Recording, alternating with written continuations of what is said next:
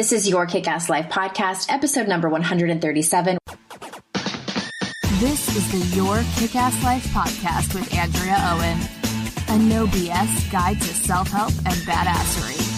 Because ladies, let's face it, life's too short for it to not kick ass.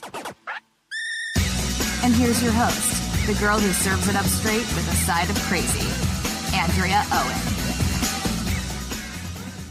Hey there, ass kickers. Welcome to another episode of the podcast. And as always, I'm so glad that you are here with me on this beautiful day to talk about money. I've had a couple of guests in the past on this particular topic, but none that are talking specifically about this. I first heard Amanda on another podcast that I listened to and was so intrigued with what she had created in terms of this particular company that you'll hear her talk about, Worth FM, and kind of Googled her and listened to any other interview that I could find on her and then reached out. And I love this conversation and I really, really love her book. You'll hear us talk about it. The link to her book is in the show notes at yourkickasslife.com/137.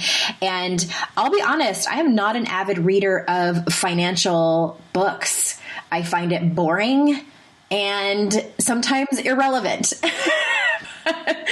At 41 years old, I have really started to think about my retirement and what that's going to look like and investing. And oh my God, I'm so overwhelmed and just really embarrassed about the fact that I don't know a lot about that. I feel like I'm a smart woman, but it's the one thing I'm just like head in the sand about. And I wanted to have her on because I feel like my story is more common than not in terms of women. And that's precisely what she talks about in this book. And I love that. I mean, there are some money advice people out there, and I feel a little bit like there can be a little condescending. And I'm just like, who wants to learn about this topic if you feel like shit about it? And that's not the way Amanda is at all. She's very, very relatable. I instantly just really felt at ease with her, not only just when I was reading her book, but in speaking with her as well. So I knew I had to have her on. So let me tell you a bit about Amanda. Amanda Steinberg is the founder and CEO of Philadelphia-based Worth FM and Daily Worth. Founded in 2015, Worth FM is a new digital financial advisor for women, currently in beta release. Daily Worth, founded in 2009, is the leading digital financial media company for women with over 1 million subscribers to its daily e-newsletter. Prior to founding Daily Worth in 2009, Steinberg was a computer programmer and CEO of Soapbox, a web engineering company serving many of the U.S.'s largest social and cultural institutions. She's a graduate of Columbia University, where she studied urban planning and computer science. So before we jump into the interview, I just wanted to quickly remind you that we have some spots still available for our Self-Love Revolution retreat here in the beautiful town of Asheville, North Carolina. I say here, it's 2.5 hours away from me. So it's here in North Carolina. And if you heard the quick impromptu podcast episode that I sent out about a week and a half ago, you heard me talk about my own soiree into self-love, and that I kind of was like, oh my God, this is it. This is the foundation to change my life. This is really the basis of all of the work that I do is self-love. So we would love to have you, if you have looked at the info page, it's at theselfloverevolution.com, and you're kind of on the fence about it and you're not sure if you are ready to take the plunge, but you are kind of like feeling the pull in that direction, I would love to have a phone chat with you. So there is a way to schedule that on that info page at theselfloverevolution.com. You'll get all the information on there. We can hop on the phone, make sure it's a right fit for you, because I want to make sure that it is a decision that you are making that feels good to you. All right. So without further ado, here is Amanda.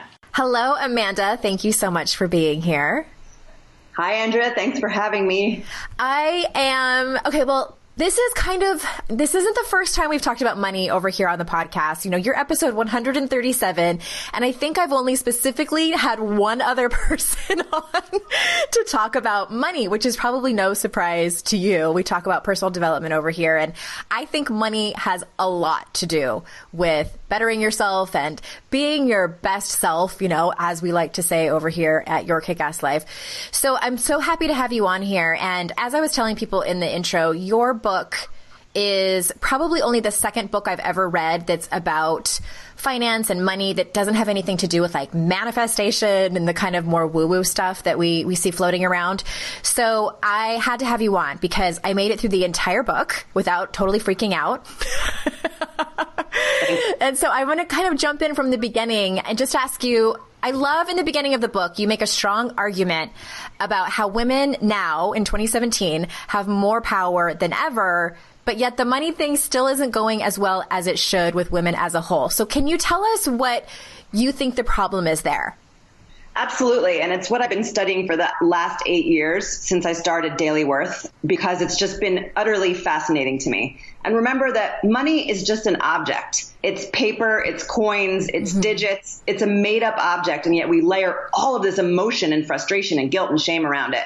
So I'm proud of you for getting through the book and for having me here, because it's a heavy issue. But I think it's really important for women to engage with money because money is a key element that enables us to thrive. And yet, because of our historical context and how men have traditionally been responsible for money, especially in the last 100 years or so, that we are afraid to engage with it because we think it makes us less desirable and less feminine. But the reality is that we got to get over that because we have an enormous amount of power and influence that we're missing out on because we're not directing the bigger dollars. Yes, I agree. And I think, you say this in the book too. And for me personally, and we'll talk about, money story and things like that, the things that we've made up about money. I have a very strong masculine side. I'm an Aries on the zodiac. Like I am an assertive woman. And I don't think that money so much, I don't think I make up a story that money makes me less feminine. For me, it just kind of that stereotype that I bought into from an early age that it's kind of a man's job. And like, it's painful for me to say that because like here I am a modern feminist, but like those old beliefs run deep. And I love that you talk about that in the book, that this, like you call it a money coma, right? That most of us have spent our lives in money comas. Mm-hmm. Yeah, absolutely. And I just want to tell you, it's not your fault. It is a massive social construction that is so enormous and so heavy. Despite the best laid feminist plans, our social constructs are more powerful, and you're not alone. And that's what drives me in my work every day, is to crack that because it's so ubiquitous, even in the circles that we travel in.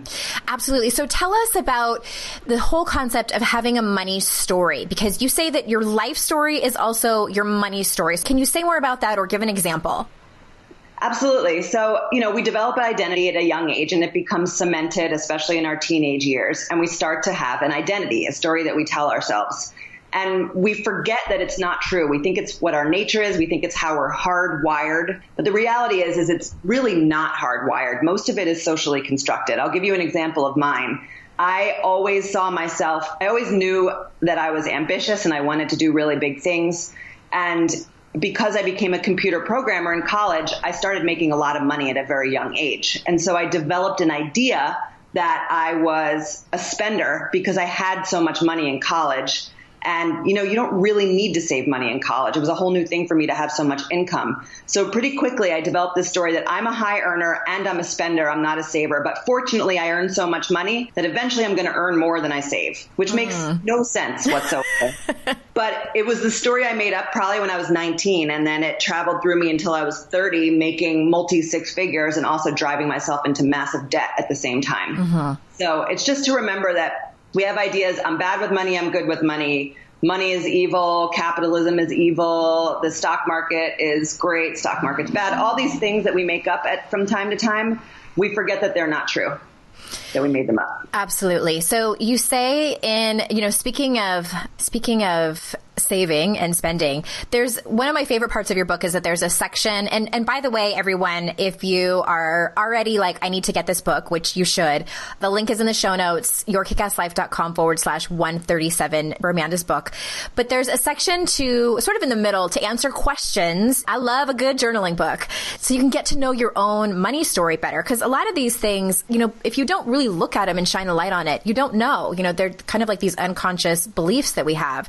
So I answered them, and I've worked on my money story before. And so nothing came to a big shock for me, except what was interesting was this, and I think this might be a common story. So I wanted to share the personal example and kind of have you break it down, if you might.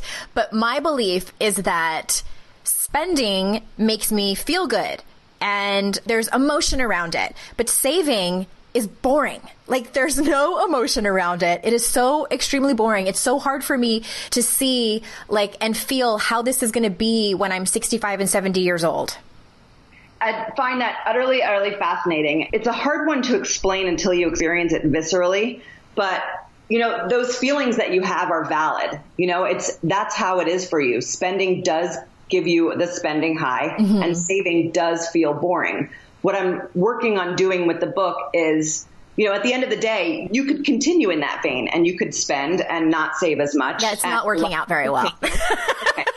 Just to clarify. It's not working out very well. I invite you to change the story. That saving money gives me the possibility to spend in the future. You know what I mean? And that's what that chapter is all about. It's about how to create new possibilities that do inspire you. You can't just become a saver. I mean, I did decide at some point, I was like, forget it. I'm just going to start calling myself a saver. I'm going to make it true.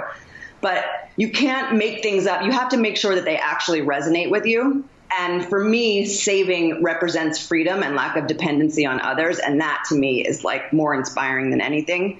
So saving unto itself may not be enough. You have to wrap it inside of something and figure out what that is. Yeah. And what I started doing is when I read your book and I did the exercises, and we'll get into more of that too, but I decided, because I love a good challenge and I love a good game. And I decided to, I think even, let me back up from that for a second. I think because some of the listeners might not even be ready to jump into that. And you do talk about this in the book, is you have to run the numbers. You have to pull your head out of your ass and actually look at your numbers. And this was something I didn't do until, what's funny is I got sober in 2011 and kind of, for lack of a better term, started to get my shit together in so many ways. And one of them was this. I shouldn't say I can't take all the credit. My husband and I were almost done pulling ourselves out of $60,000 worth of debt. And awesome. I think that people file for bankruptcy for less than that. And it just wasn't an option for us. So we did it, and we're almost done. And it was really about me just sitting down and saying, I have to look at all of this. No one taught me how to do any of that. For me, just, briefly, my story was I grew up in a nuclear family. I had a mom and a dad, and no one ever talked about money at all. They never, my first memory of money. And you ask this in the book too, what is your first memory of money? Mine was that, there's a couple of them. One was that my parents never fought, even though they got divorced when I was 18, which is for a whole nother podcast. But I remember being very young, probably 4 or 5, and them having, it wasn't an argument, it was a heated conversation, which even that was raised eyebrows. They were talking about their savings account, and I was very young, and there was a disagreement. I don't even remember which parent. One of them wanted to buy something and the other one did not. I think that's what was happening. And I just remember hearing the word savings account and hearing the word money, and they weren't fighting, but I remember feeling that tension, and that shaped me. And I remember telling my mom about it years later. She doesn't remember that particular thing. But then also my money story is that it was kind of just always there. No one said anything about credit cards or savings accounts or investing or anything. So I grew up and left the house thinking you just, use a credit card and you just get whatever you want. That was it. So it's really, for those of you listening who have never really looked at everything, it's so important for you to look at where did your spending habits come from? Where did your savings habits come from? And that's what you talk so well about in this book. But I think, again, it is like the black and white of running the numbers. Wouldn't you say that's kind of the first step? Yeah, I mean, I think the first step is, first of all, understanding that it's not your fault in terms of how we got here, that there is as I said, a ubiquitous situation in our culture, particularly for women, that we are encouraged to be disassociated. So if you have a lot of guilt and shame, totally respect that you may be coming to this, and it may be a very hard book. And this may be a very hard podcast for you to listen to. I just want to really create the space and acknowledge that. And the second thing is just to really understand your drivers so that you understand how your money story has been creating certain patterns in your life, some of which are positive and some of which are negative, and then recognizing them for what they are, but not continuing the guilt and shame. And then the way by which that we help you do what we call as money clarity and see really what your numbers are without making yourself wrong or without thinking that you're somehow behind. But yes, that is definitely one part of the process. I love that you normalize the feeling so much, because I do think that guilt and shame causes more avoidance. I know it did for me. And, I had the Edward Jones financial, and of course it was a man. And I was so embarrassed and just ashamed that I didn't understand what he was talking about. I avoided his phone calls. Like, he'd call and he wasn't a mean person. He was nice and patient and kind. But I was so embarrassed, and I'm like, just, husband, you deal with it. And it was a means for me to completely avoid for years. Even though you now see that that was destructive in your life and that maybe it could have been better, there was actually another way in which you were probably empowering your husband or thinking that you were doing better by yourself by not involving yourself in the situation. Absolutely. And that's what the story I told myself, until they say in recovery that it works until it doesn't. And I got to a point where it wasn't working anymore. And then there was like that kind of tipping point where I looked at all the numbers and was like, holy shit, we need to make some major changes, which we did. But there was a lot of that guilt and shame and panic. For me, it was panic. It was, oh my God, I need to fix this. And I had to get over that or else I wouldn't have taken any action. I had to take a lot of action, a lot of painful action, and change things dramatically. It's a big deal, which is why I also tried to inject a lot of humor and entertainment and stories into the book, because otherwise, what an exhausting topic. Who wants to do that? Like, blah. Yeah, lame. But okay, so let's switching gears a little bit. So tell us about net worth and why that's so important. So I think that financial advice in general and the way it's given out through magazines and through financial advisors and banks really does most people a disservice, because it really focuses on budgets, plans, and goals as the only way to be successful with your money. The reality is it confuses most people. Only about 30% of people, as we've seen and inside and outside of our company, are successful at categorizing their expenses as a means of controlling their spending. So that means that 70% of people aren't, which means that in my mind, it doesn't really work, because everybody else feels like they're bad with money and then goes further into their own money comas. So rather than focusing on budgets and goals, which is what most finance books do, I said you really just need to start with thinking about one number for yourself, and that's your net worth. So why does this matter? It matters because you could be making $200,000 a year, but you could have no equity, which means you have no long-term security. And specifically what I mean, it's a very simple number that you just want to make sure you're aware of, not making yourself wrong if it's negative. Plenty of us are in negative net worth zone, and that you're starting to think about how you move it in the positive direction or more positive. So specifically, your net worth is how much everything you own is worth, like your house, your car, your real estate, your retirement accounts, etc.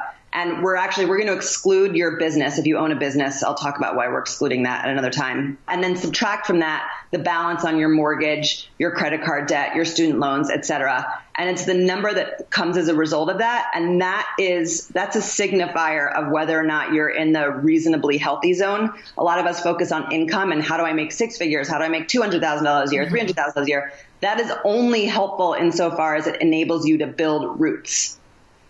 Roots and wings. You talk about that and how important roots are first. Yes. This is the big paradigm change for women, which is we think we're supposed to budget and then we're supposed to earn. And then if there's anything left over after we've bought all the right stuff to make us look professional and successful, that save what's left over. And that is a treadmill that most of us will never get off. So what this book really, the essence of this book is about flipping that and talking about roots and wings. Roots being the equity that you grow long term, and the wings are your income and cash sources that you use to build your roots and sustain your life. Really understanding, are you going to own a home? What does that mean in terms of building equity? Are you going to have a business that's a services business where you get paid for your time? Or are you going to build a business that actually has equity in it? Are you interested in saving for retirement? Are you interested in the stock market? Or does that even work? What does it even mean to do all of that? And how do you do it simply and inexpensively? And that's the ultimate part. All the money story stuff leading up to that is just so that I can teach those things without people getting freaked out and run away. Put the book down and never pick it back up again. Oh my gosh. If I started with the roots, we'd probably have, 20% of the people who would read it otherwise. No, the book definitely kept me entertained. And one of my favorite parts in it was, and I think people can go to a particular URL that you have and where you kind of break down the different money types. Can you tell us about a couple of those, maybe the most common ones? Sure. It's in running Daily Worth for 8 years, we sold a lot of advertising to banks, and all banks seemed to ever say was set goals and create a financial plan. And I saw that most people's eyes would roll back into their heads. And then the people we were selling advertising to would say, women don't care about money. And I would say, it's not that women don't care about money. It's that the way you're packaging it is not motivating. It's not interesting. So I created Money Type with a psychologist in California named Dr. Jennifer Selig. She's an expert in the same modality that Myers-Briggs is based on. So we created our own Myers-Briggs for money. It's our own original system that's academically derived. And when you answer the 40 questions, it gives you your money type. And your money type lets you know what is it about money that is motivating to you, and also what are your sabotage patterns. So for me, I'm a visionary. Means that I don't even see risk. I take such big risks that I am constantly, my personal finances look like an EKG chart. They go up and down, up and down. I took it too, and that's the way I was. Totally. And so for someone like me, my sabotage pattern is lack of cash and lack of consistency. So, it's funny, we have a platform called Worth FM that allows you to save and invest as well. And when I logged into my own Worth FM, we've integrated it so that your money type, you get advice specifically to your personality. Oh, that's awesome. It actually popped up and said, time to check your taxes. And I was like, oh crap, I owe taxes. It's like, there's certain things that because of your personality, you're just going to do because you're not paying attention to them. Whereas earning for visionaries typically isn't nearly as challenging. It's all the important, responsible stuff. The visionaries live in the future of a vision that we're looking toward, and everything is motivated by that. Nurturers live in the context of their relationships. You can't encourage a strong nurturer to save. She will not be motivated to put money in a bank account for herself. If you encourage her to save so that she can take care of others and not become a burden to others, that actually will motivate her to save. Oh, that's my sister. For the epicures are very sensory driven. They would so much rather have money being spent on travel than in their bank account. So you have to be able to connect the savings or really encourage the epicures to live on a much smaller level so it frees up their cash flow because they're really driven by external sensation. Okay. And another reason I love this book, it's just kind of a side note too, is that the examples that you give are for people all across the board. It's people that are right now living paycheck to paycheck. It's people that, are making multiple six figures who are spending a lot of money, and just all across the board, again, just a little side note there. And another thing that I love, a lot of research went into this book, and there are so many statistics, so many of them just staggering and painful to read about women and money. And I'm going to quote one of them that really, really jumped out at me. So in the book you say, I'll just say it. For women, the retirement picture looks pretty grim on paper. Only 44% of working women contribute to a retirement savings account, according to the U.S. Department of Labor. Women are almost 30% more likely than men not to have retirement savings. 2/3 of women say they have no savings or less than $10,000 for retirement, compared with just over half, 52% of men. The gap widens as savings balances get higher, whereas men and women are about as likely to have between $10,000 and $99,000 saved for retirement. Men are twice as likely as women to have saved $200,000 or more. I will be really honest and transparent. That is exactly what it looks like in my marriage. And that was one of the things things that my husband forever has had, a corporate job where he's socked a lot of money away in a 401k. And that was another one of those moments where when we went to get life insurance and like everything was looked at and it was like, it was very much like it was more than a womp womp. It was like, holy shit. Look at that. And to see that in black and white in a marriage was devastating. That was another moment where I was like, oh, no. This is not going to happen anymore. And I wasn't mad at him. It's not his fault. Yeah. So, but I do have a specific question about that. I don't want to focus so much on the why, but let's focus on the women who are listening, who are in those percentages, who don't have a retirement savings. Where do they start? And for the women who do have a retirement savings, what do they need to be doing with it to make sure that they stay on top? First of all, thank you so much for bringing up this horribly uncomfortable subject that no one wants to talk about. I am all for talking about the stuff nobody wants to talk about. Me too. You saw my holiday card. Yes. I love discomfort and making people Can I post your holiday card in the show notes? Yes, you can. Okay, everybody go to yourkickasslife.com/137 and I will say no more, except there's a lot of skin showing. My partner and I do very extravagant holiday cards purely for the fun of it every year. And unfortunately, we have to keep upping our game. So right. So as far as retirement is concerned, first of all, I just want to have everyone take a deep breath, including myself, because the United States economic system, and I'm sure the same is true in many other countries around the world, if you're listening from another country, has really failed to create a sustainable long-term retirement platform in this country. And we are not set up to succeed. And it takes a very particular type of brain to have the discipline and desire to start thinking about these things young. And women have been set up to be outside of the money conversation. So there are so many reasons why, if you don't think that you're on track for retirement, which 95% of people aren't on track for retirement, the system is broken. Okay, so let's just start there. The second thing is that go back to the part in Worth It around net worth as the primary number. There are people I know in Manhattan in particular and cities where real estate is really valuable, where their retirement is the equity that they are building in their houses. I joke that my two kids, I do this in the book, I give my kids like extra dessert and then I remind them that they're going to take care of mommy like every day. And they're like, yes, mom, we know. I'm like, take your kids, I swear. So everything about retirement is broken, it's awkward, it's cryptic, and it's changing because it's not working for most people. So our whole idea of retiring by 65 and having over $1 million in the bank, if you are someone who is on track for that, power to you. And if not, there's a lot of other happy mediums that we are going to help you not have to work until you die, which is basically what it comes down to. So in terms of where do you get started, the best place to get started these days, I always recommend, is an automated investing platform. I run one. It's called worthfm.com. It is an SEC regulated investment advisory. You can open up a retirement account with us. We also give you a savings account and investment account. Our competitors that we also respect and admire are betterment.com is a great one. Another one aimed towards women, which is more goal focused. For those of you who are goal focused, is called Ellevest. And the list goes on. But once you start to see what these types of companies do, like mine, Worth FM, you'll see that for as little as $50, you can open up a retirement account just so you can see what it is that you're buying and understand how much you're getting charged on these platforms and what they actually do for you, as opposed to hiring a financial advisor, which is a very expensive activity and only makes sense if you find someone you love and you know that they're making a much greater difference in your finances. Okay.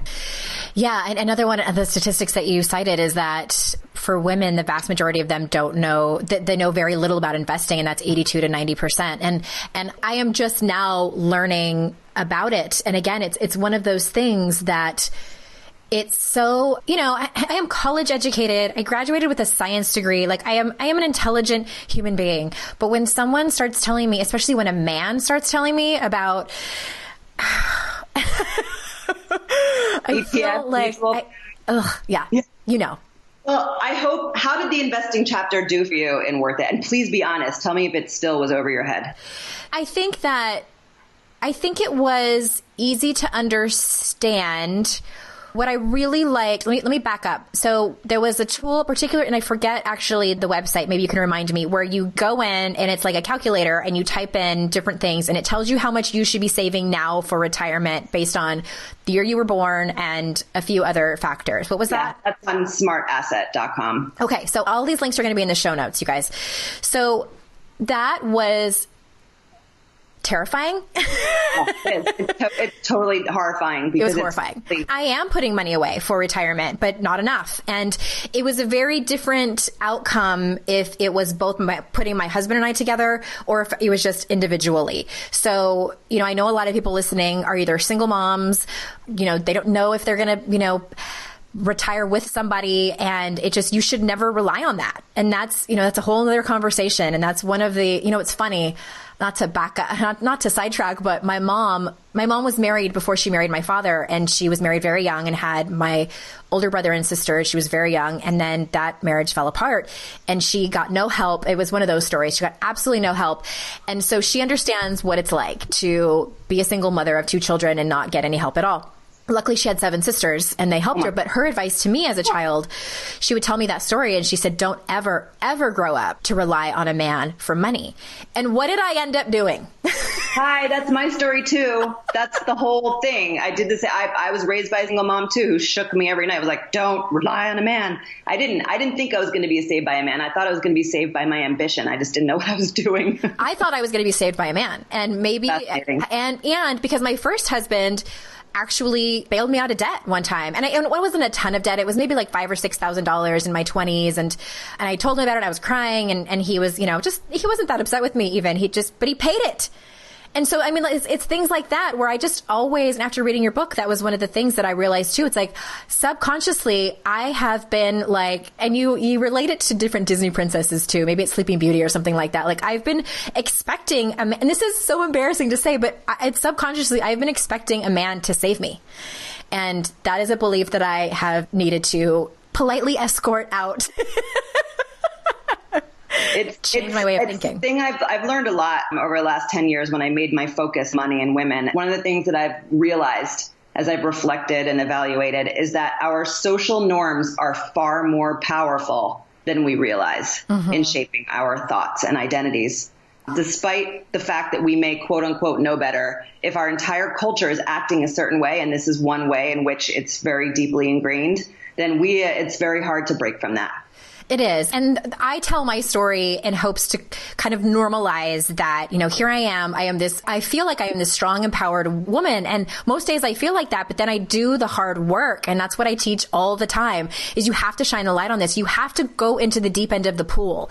And because that's where your behaviors are coming from these beliefs that we have. But to go back to your question that you asked me about the investing part of the book is that I think that you did a great job of making it easy because it can be very complicated.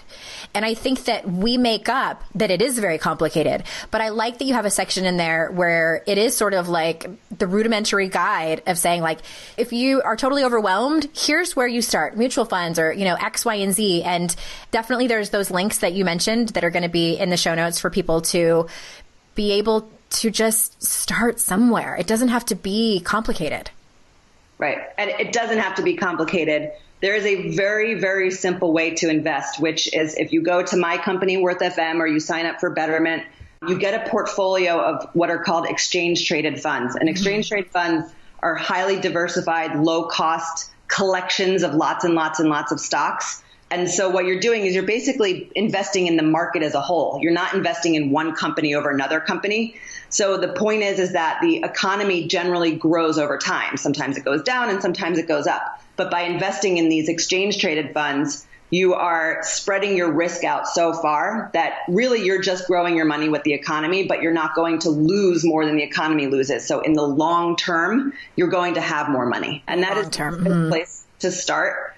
And then if you want to start getting more creative, just make sure you understand the risks associated. Long term with ETFs, I can never say never, but it is highly unlikely that long term with ETFs that you will have less money than you deposited. If you do start to want to buy stocks or do other things, you can't do that on Worth FM because we don't promote it as financially healthy. but you can do that. But there's even more chance that you will do more. You won't have as much money as if you just put your money in ETFs and focus on the long term. And that way you don't even have to pick what you're buying. You just have to make sure it's really, really diversified. Mm-hmm, mm-hmm. And there's help out there for that. Yes. So everyone go now and buy Amanda's book, Worth It, Your Life, Your Money, Your Terms. All of the links that we talked about are in the show notes, yourkickasslife.com/137. Amanda, thank you so much for being here, and thank you for writing this book. Thank you for being here too. My pleasure. Yay. Okay, everyone. So until next time, I will see you out in cyberspace. Bye-bye.